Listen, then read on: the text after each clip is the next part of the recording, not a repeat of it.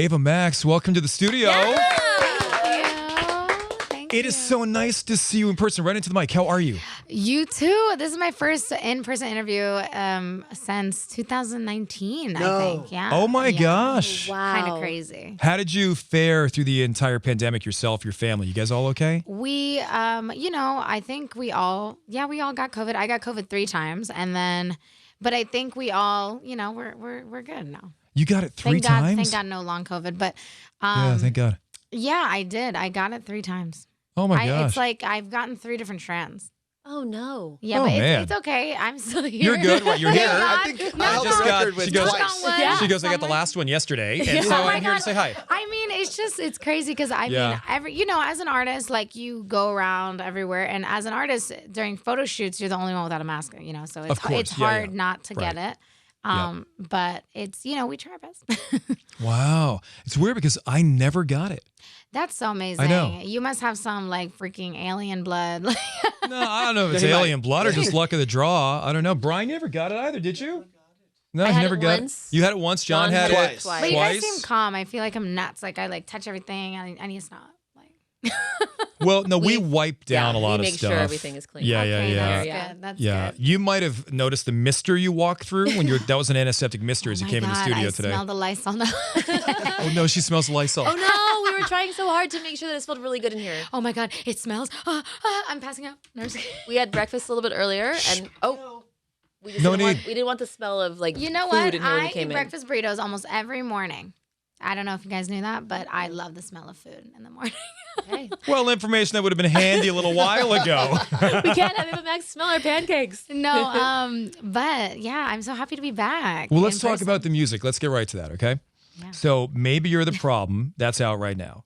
Mhm. Jill heard it and feels like she can associate with these words in your lyrics. They're very personal to me, and I have never written a song like this. I've always written, about female empowerment and about things I've gone through as a woman in the music industry with Kings and Queens and Who's Laughing Now, and kind of just making it through a tough time, like growing up, trying to make it in the industry. But this one is it's about a specific person, and last year it was one of the hardest years of my life, and personally I went through a lot, and this song was a song that kind of came out of me out of nowhere one morning when I was really upset, and I was in a session with my friends, and I got on the microphone and the words spilled out of me, and afterwards I was like, that felt good. They're like, play it back. I'm like, why? That was just me. It was kind of therapeutic. And they're like, no, play it back. And we played it back, and we all fell in love with the song. And we finished it, and now it's the first single of the second album. So referencing, obviously, last year being a tough year, do you find yourself now in a much better spot? Or is it, and this is great for all of our mental health, is it more of a continuing growing process? It's a growing process. I don't think you get to like a wall and you're like, I've made it. I'm perfect now. We all are always evolving. I really believe that. And you have to be open, open-minded.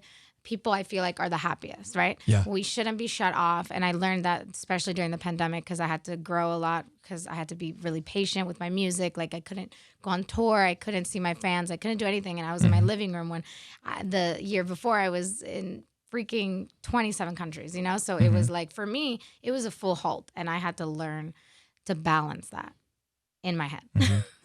Listening to it for the very first time, the first line goes, I'm like, oh yeah, I feel that. And the second line, I was like, yep. And just as the song just continued to go on, I just felt myself just saying, I could have written the song.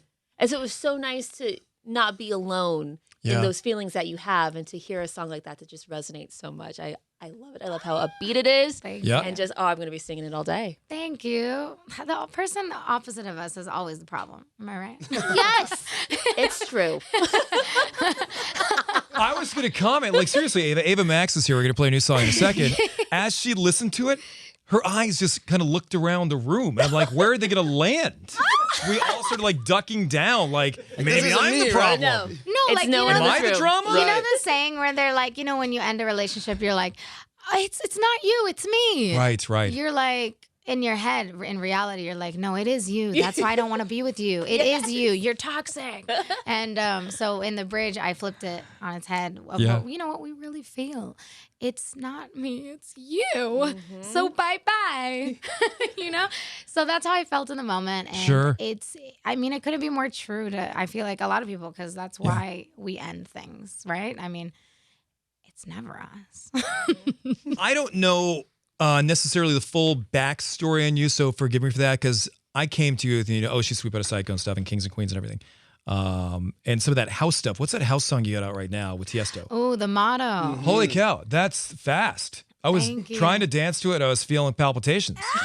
Thank you. I've never done a club record like that. And when I first heard it, Tiesto sent it to me. I was like freaking out. I'm like, this is a song that I wouldn't think to do in a million years. Like, I'm going to do it. This is incredible. And it was just a big opportunity, of course, with Tiesto. He's a legend. Right. And again, I didn't know what to expect at the time when I did the record. And did you I don't know if there's any truth to this rumor or not. Did you say in your face, Charlie Puth? When you wasn't this a very fast record? It's very fast, right? And Charlie was saying he had the fastest record. He was taking some pride because he thought the Light Switch would be the fastest song on our station. Right. That might be given a run for its money now. I don't know, Charlie, because I do make really fast songs. Very fast songs. We got to compete, Charlie. Where you at? So when I was talking about like coming to you with Sweet But Psycho and stuff, what was the evolution for your music career before that really hit and people really started to know who you were? What were you doing before that? Before Sweet But Psycho? Yeah. I was wishing on every star, every night, just hoping that one day enough people would hear my music and I could, live my dreams. And now here I am. I pinch myself every day. It's a hard industry, and a lot of people obviously think it's like overnight. Like nothing is overnight. Honestly, nothing is overnight. It doesn't even matter if you're, like even with Olivia Rodrigo, they think it's overnight. It's not overnight. She's probably been wanting this and working towards this forever. And I think that's what people don't get. It's like years and years of hard work and sweat. Even like since I was 8 years old, I was doing singing competitions, Oh my gosh. And it's just all the work behind that. And, manifesting is essentially work at the end of the day, right? When did you decide? Because I find that fascinating, actually. You're 8 years old doing singing competitions and stuff. Was it a musical family that you grew up in? Yeah. It was? My dad played piano for like 8 years. Oh, gosh. And he taught me a little bit. And then I got a piano teacher and I loved it. A lot of work, though. I remember just like being at the piano crying and then like loving it and then hating it and then loving it and hating it. And then singing, when I started singing with my mom, because my mom sang opera, it was just like everything. I fell in love with singing. Wow. That's a crazy family to think. Mom's doing opera, dad's on the piano and stuff. Did you feel the pressure to excel? Did they want you to become a musician? What was the hopes and dreams? No, they just wanted me to love what I did. And I think I did at the time. I loved singing. And then my mom's just like, if you really love it, just go down in the basement and sing like 100. Oh, you weren't good? Were you at the songs. time? They sent you to the basement? No. Basement was my karaoke room. I Got loved it. Okay, the basement. so that was good. I would go to the basement. I loved the basement. Right.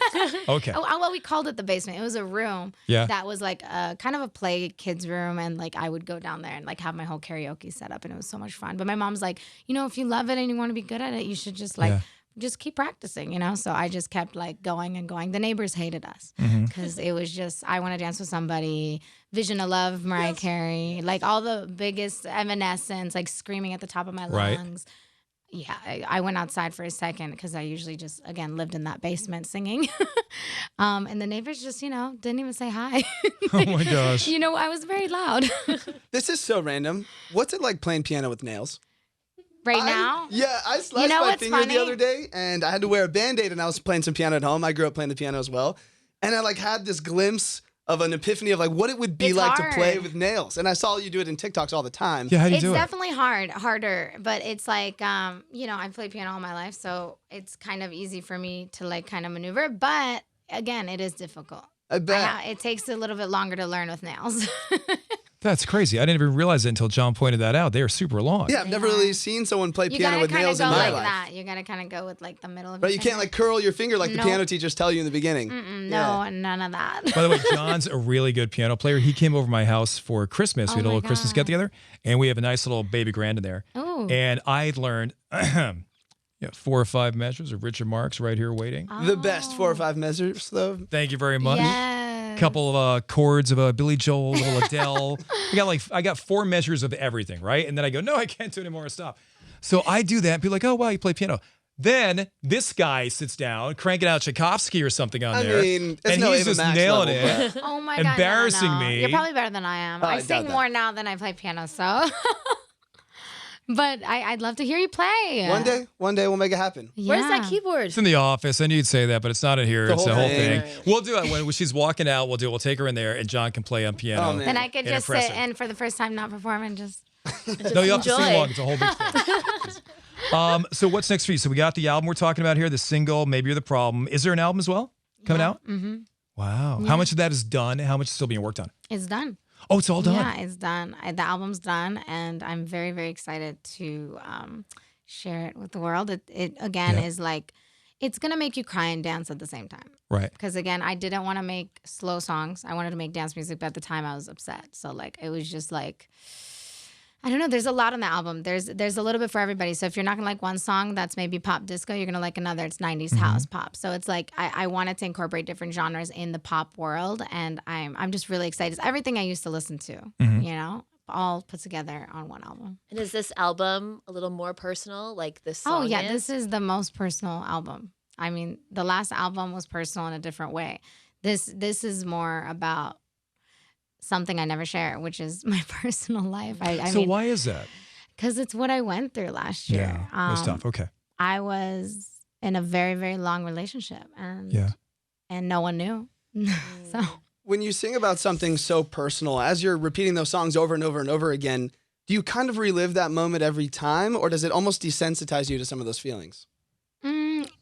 if you sing it over and over again, I think sometimes, yeah, it does desensitize you. But when I'm writing it, like that's when I'm just like, The most vulnerable. man, that's tough. Or when I'm listening back to it, it's tough. When I'm singing it, it's a little bit easier because I can kind of, the noise of the production, everything can get me somewhere else.